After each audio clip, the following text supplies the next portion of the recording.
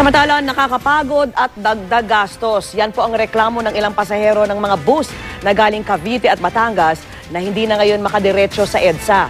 Pwede lang kasi silang ibaba at isakay sa bagong bukas na terminal sa Parañaque. Kanina, nagka-traffic build-up sa mga kalsadang malapit sa terminal.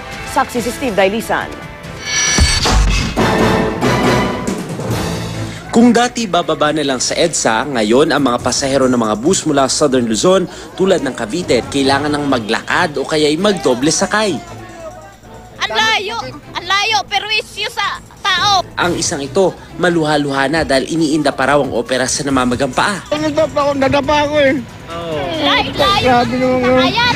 Wala itong wheelchair dapat. Pero isyu, hindi tulong. May dalawa pang nadapa sa paglalakad kaya ginamot ng MMDA Rescue Team. Jesus ko, bigat ang dala ko, anak ko. Hindi na kaya. Ano naman sa mga senyorita na eh. Nagtitiis eh. Kaya mismong si MMDA Chairman Francis Tolentino naasisi ng ilang pasahero sa kanilang dagdag gastos at pagod. 26 lang kami dati hanggang Lotto na, ngayon 20 hanggang dito, tapos 25 kapag nag-UV Express pa, di 45 na yung kawawa naman kami.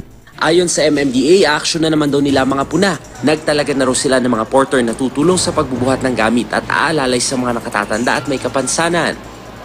Pero sa ngayon, mas maayos pa rin naman daw ang pagbaba at pagsakay ng mga pasahero dahil imbes na sa EDSA, sa bagong terminal na. Bukod sa air condition ng waiting area, may palikuran ito at bantay sarado ng mga MMDA enforcer. May CCTV pa. Yung mga umaangal na pasahero, ako pa nga nag-file ng petition para bumaba yung pamasahe nila eh. So pag na-grant yun, natulungan ko rin sila. Ang problema ang sasakyang papasok sa Integrated Bus Terminal nagdulot kanina ng build-up ng mga sasakyan sa bahagi ng Naiya Avenue at Macapagal Boulevard. Pinareconfigure na ni Tolentino ang signal light para mas bumilis ang daloy ng mga sasakyan.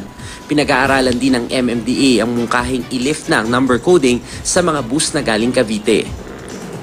Pag nagkataon, luluwag na raw ang trapiko sa EDSA, lalo pag ipinagbawal na rin sa EDSA ang mga provincial bus galing SLEX at NLEX pag natapos na ang terminal na kanilang paparadahan sa Balintawak, Quezon City at Alabang sa Muntinlupa.